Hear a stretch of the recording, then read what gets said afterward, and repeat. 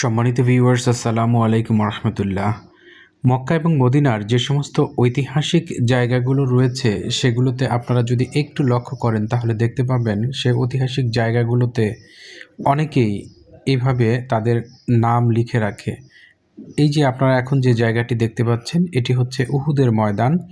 উহুদের ময়দানে নবী করিম সাল্লাল্লাহু আলাইহি সাল্লাম আহত অবস্থায় যে স্থানে উনি অবস্থান গ্রহণ করেছিলেন, আশ্রয় নিয়েছিলেন পাহাড়ের যে স্থানটিতে, সেই জায়গাটিতে দেখেন এটি একটু ঐতিহাসিক জায়গা। এই জায়গায় অনেক পাকিস্তানি হাজী সাহেব আছেন যারা তাদের নিজ নিজ নাম লিখে রেখেছেন। আপনারা দেখতে পাচ্ছেন, একটু কাছ থেকে দেখলেই দেখা যায় এই জায়গাটি। আর এখন যে গুহাটি আপনারা দেখতে পাচ্ছেন, পাহাড়ের ভেতর থেকে লোকজন বের হয়ে আসছে, এটি হচ্ছে সেই জায়গা যে জায়গাটিতে নবী করিম সাল্লাল্লাহু আলাইহি সাল্লাম অসুস্থ অবস্থায় মানে আহত অবস্থায় উনি এই গুহার ভেতরে আশ্রয় গ্রহণ করেছিলেন।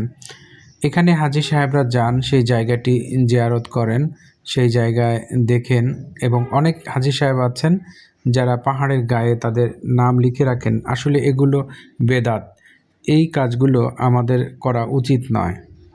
উহুদের যুদ্ধের সময় এই স্থানটিতে নবী করিম সাল্লাল্লাহু আলাইহি সাল্লাম আশ্রয় নিয়েছিলেন। এছাড়াও এর পাশেই আরেকটি জায়গা, আরেকটি গুহা রয়েছে, সেখানেও একইভাবে নবী করিম সাল্লাল্লাহু আলাইহি সাল্লাম আশ্রয় নিয়েছিলেন এবং এর পাশেই একটি জায়গা রয়েছে যেখানে তিনি নামাজ আদায় করেছিলেন।